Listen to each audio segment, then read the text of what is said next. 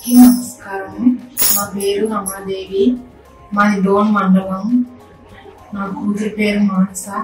వయసు 9 ఏళ్ళు.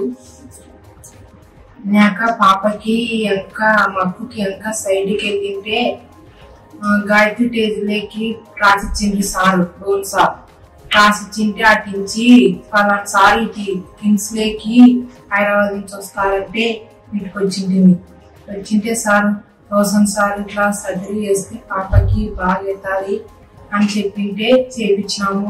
ఇప్పుడు ఓకే అయింది. అప్పటికంటే ఇప్పుడే పెట్టుబడిగా ఉంది పాపకి.